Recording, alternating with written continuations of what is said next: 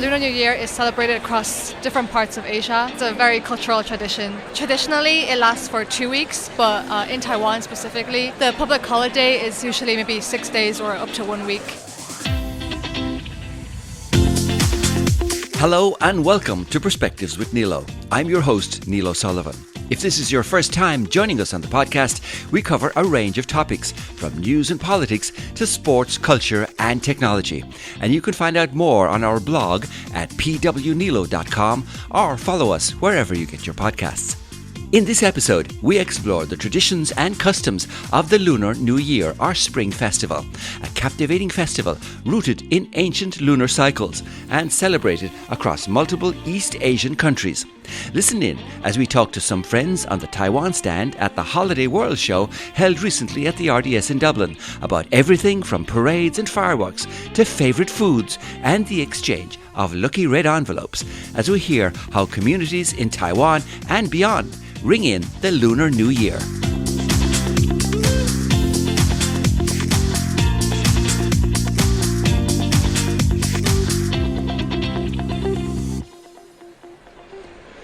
All right, so we're here at the Holiday World Show in the RDS in Dublin, and I have 3 people with me here on the Taiwan stand, and maybe you can introduce yourselves first. Hi, hello, my name is Penny. I live in Dublin. I'm originally from Taiwan. Hi, I'm Roisin. I'm from Bray. Hi, I'm Annie East. I'm from Offaly. Well, nice to meet you all. Thank you for coming and chatting with me. I wanted to talk about the Lunar New Year, our Spring Festival. And so maybe Roisin, you can start us off. Can you tell us a little bit about what is this festival and when does it occur? So as the name suggests, lunar, it's based off the moon cycle. And so Lunar New Year, it's not a different or same day every year. It's usually a different day. Unlike, our Western New Year, it's always, 1st of January. So, Lunar New Year is celebrated across different parts of Asia. It's a very cultural tradition. Yeah. How long does it go on for? Traditionally, it lasts for 2 weeks, but in Taiwan specifically, the public holiday is usually maybe 6 days or up to 1 week. So it's kind of like their, like our Christmas, that kind of thing. Yeah, Lunar New Year would be. And when you say it's like our Christmas, does everything shut down? Does work shut down? Schools close? All of that kind of thing happen? And during the Lunar New Year, I think it's similar the Christmas in Ireland. Maybe just a day or two, because we are going to talk about the red envelope, pocket money. So because people need to go and celebrate the New Year by buying things and all that. So stuff doesn't close for the whole 15 days, but they do close for some of the time. Okay, so all right, and this year we hear is the year of the snake. 2025 is the year of the snake. What does that mean?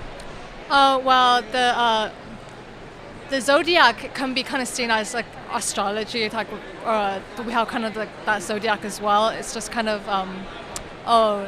if you're associated with this certain animal, whatever year you're born, then you might have certain traits. So, but it's not like scientific, obviously.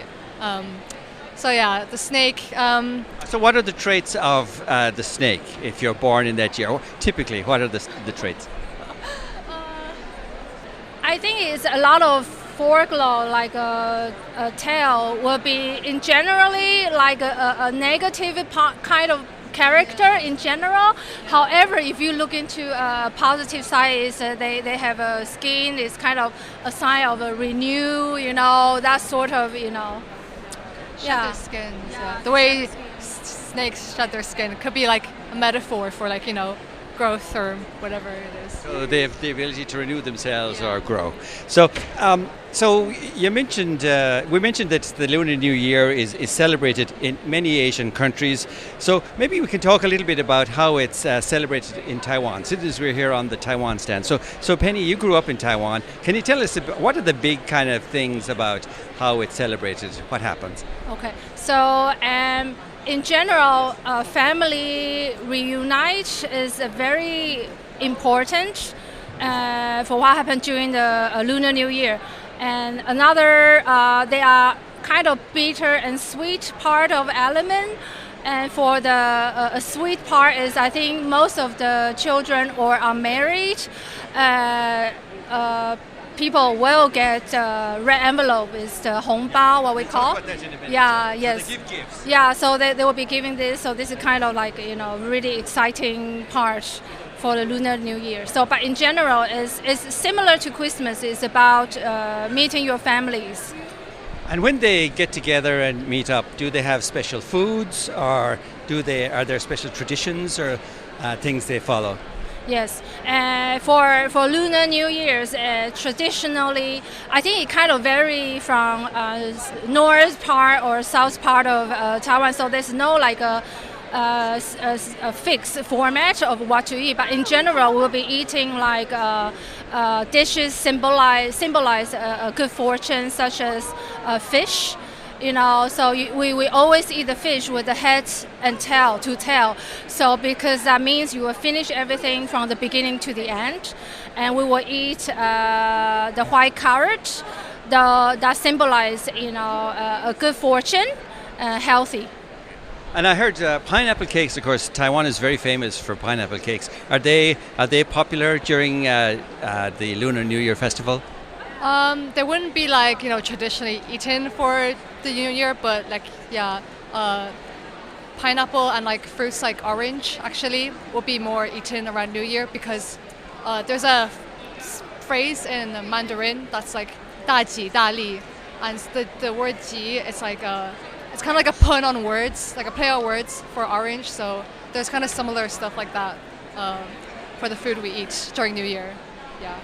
And what about other celebrations? Are there like parades or fireworks or other things that happen or that people do during the Lunar New Year festival? So there's a lot of festival parades going on. So there's dragon and lion dances, and they're really accompanied by firecrackers and drums and cymbals. This is to sort of bring good luck and also to ward off any evil spirits, so that the New Year starts off good. Yeah. And these are usually very colourful occasions. Yes, they're very colourful. A lot of red and gold, symbolising good luck and wealth. Yeah. And you see those lanterns made out of red and gold. And do people decorate their houses as well at that time? Like we do at Christmas here, we put up lots of decorations. How about during Lunar New Year? Yeah, so there's a lot of putting spring couplets on the doors to bring in good luck to the household, that sort of thing, yeah. When you say spring couplets, what is that? Oh, it's like a red sheet of paper. Usually there's like writing on it, like just like phrases, kind of like the one I was saying, 大吉大利, or I don't know, just anything like good fortune or spring, anything like that. Yeah.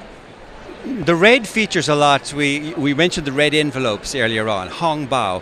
Tell me the story with these red envelopes. What happens with them? In general, the red envelope, I will put it this way. I think in Taiwan or probably many countries, I think we are more practical, in a sense. So there's another meaning of the red envelope. Also means 压岁钱.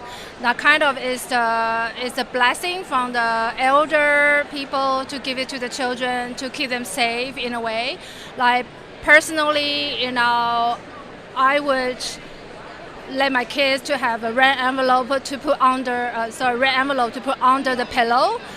We try to encourage them kind of saving in a way. Also just to telling this is to keep your good fortune throughout this year. But as regards the giving tradition, if I was living in Taiwan, would I expect my friend to give me a red envelope, or should I give a red envelope to my postman, for example? Are there those kind of traditions as well? In general, they are more limited to family members.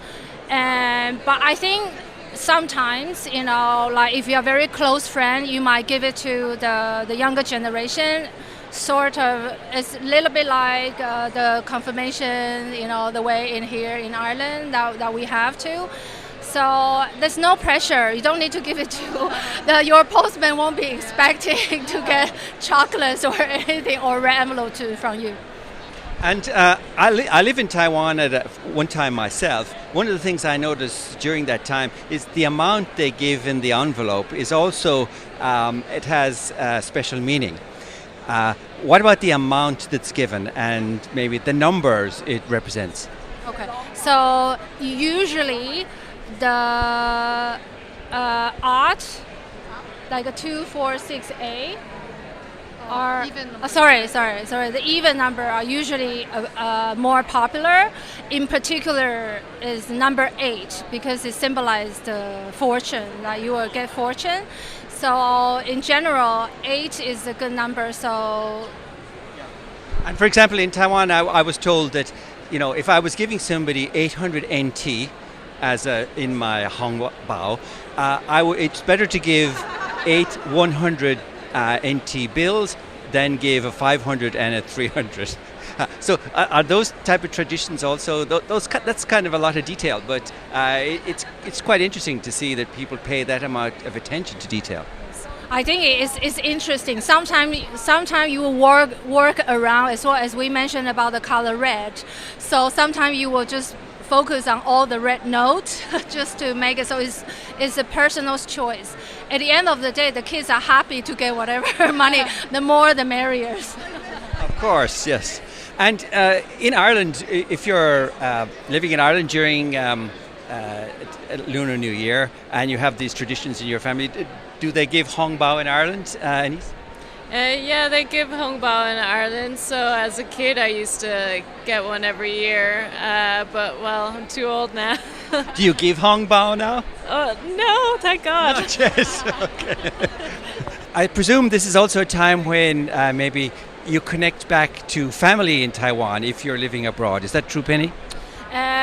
Nowadays, I think it's very easy. You can set up a Zoom call or something, or telephone call. So in a way, it's easy. But I think some people, it would be quite common for people trying to travel back to celebrate Lunar New Year. But I think it's not for everyone. Yeah. So. Is there a religious element to the celebration of Lunar New Year? So it's not necessarily a religious thing. It's more of a cultural event. Especially Taiwan is a very religiously diverse country. It's, I think, the top second country in religious diversity after Singapore. So yeah, it's more about the culture, the people that grew up with it, experiencing it. So different religious beliefs will maybe do different things or celebrate a different way on Chinese New Year. It's more, I think a lot of the festivals celebrated in Taiwan or just East Asia in general, they come from like myths and legends, like, from like way back. And then they're like, traditionally passed down. And it's just like, a tradition that we follow. And maybe we can learn a little from you about how you give Lunar New Year greetings in Mandarin Chinese. So how would you say Happy New Year in Mandarin Chinese? Just say Happy New Year is 新年快乐. But then for the kids, if they want to receive the hongbao, they would tell their parents 恭喜发财, 红包拿来. So 恭喜发财 is another way to kind of say like Happy New Year, but it also just means like, get rich. Get rich, have good luck, that sort of thing. The kids will have to say this to their parents or their elders, to receive the hongbao. 新年快乐, Xin is new. Tell me, if you break it down, what do the different words mean? Yeah, so 新 is new, 年 is year, 快乐 is like happy or like enjoyment or like, happiness and joy. And the 恭喜发财,恭喜 is like congratulations. Yeah. Congratulations, you are getting rich. Yeah, that's kind of, you are getting rich soon. Yeah, and then 财 is like wealth, Fortune. fortune. Yeah. All right, very good. So I had one final question then. My understanding is that, of the 15 days of the Lunar New Year, the last day is the Lantern Festival, which, you see pictures online of the Lantern Festival and people releasing lanterns. Extremely colourful, beautiful event. Can you tell me a little bit about that one? So people release lanterns to, they write their wishes on them, so in hopes that they come true. So they're usually paper lanterns with bamboo structures so that they'll fly easily when you light the candle into them. And they look very colourful going up in the air. So they're released in the evening or at night when it's dark, right? Yes. Or sometimes you would just see a lot of light displays or lantern displays that put them on water. Yeah. So I'd like to wish you all 新年快乐. Hope you have a great celebration. 红包拿来。谢谢你们，谢谢。It was great talking to you. Thank you all. Thank you.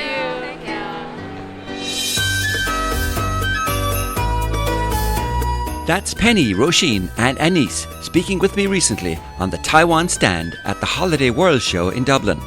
My sincere thanks to all of them for taking the time to talk with us on Perspectives with Nilo. Special thanks also to Ivan Furlong, advisor of the Overseas Community Affairs Council of Taiwan, for the excellent assistance in organising the interviews. If you'd like to know more about Taiwan or Taiwanese organisations in Ireland, we've placed information and links in the Dive Deeper section of our blog, which you can find at pwnilo.com. We hope you've enjoyed this episode, and we'd really appreciate a like, share or follow on your favourite podcast app. And thanks in advance for your support. But that's where we leave it for now. Until the next time, thank you for listening, and from all of us here, 新年快乐，再见。